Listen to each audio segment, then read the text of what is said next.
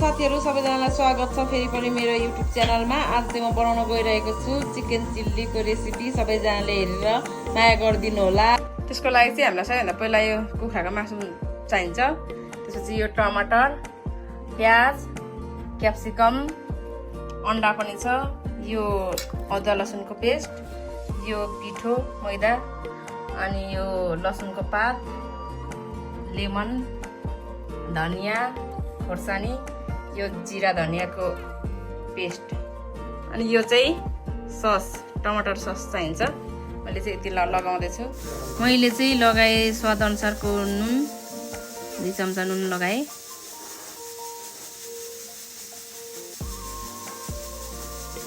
अनि त्यसपछि पिठो मैदा पिठो लगाए। अनि अदुवा लसुनको पेस्ट लगाइदिए। अनि 2टा अन्डा लगाइदिए। मासु चाहिँ मसँग 1.5 केजी छ। अनि जिरा धनियाको धुलो र 1 दाना कागती मैले निचोरेर राखिदिएको छु।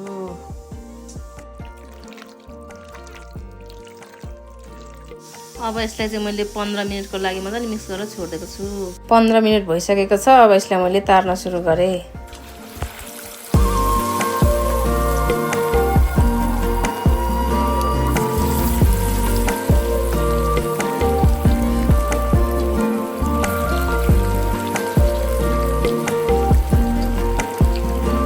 यसलाई चाहिँ हामीले यतिको रातो भइन्जेल तार्नु पर्छ है। मैले चाहिँ सबै मासुलाई यसरी तारिसकेको छु। अब म चाहिँ यसको लागि सस बनाउन गइरहेको छु। मैले चाहिँ यहाँ लसुन फुराएको छु। लसुन यतिको रातो भएपछि यहाँ चाहिँ मैले प्याज राखेको छु। प्याज र सँगसँगै मैले चाहिँ क्याप्सिकम पनि राखेको छु। यो टमाटरलाई चाहिँ अलिक पछि राख्नुपर्छ किनभने यो छिटो पाक्छ। क्याप्सिकम र प्याज यतिको भएपछि मैले टमाटर पनि राखिदिएको छु। त्यसपछि मैले नुन राखिदिएको छु स्वाद अनुसारको। त्यसपछि मैले चाहिँ यहाँ कालो सस राखेको छु। कालो सस सँगसँगै टमाटर सस पनि राखेको छु। अब यसलाई चाहिँ मजाले मिक्स गर्ने। त्यसपछि लसुनको पात हालेँ मैले।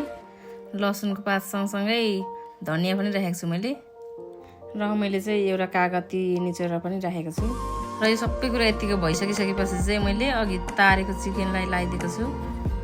अब चाहिँ मैले यो सबै कुरालाई मजाले मिक्स गरेको छु।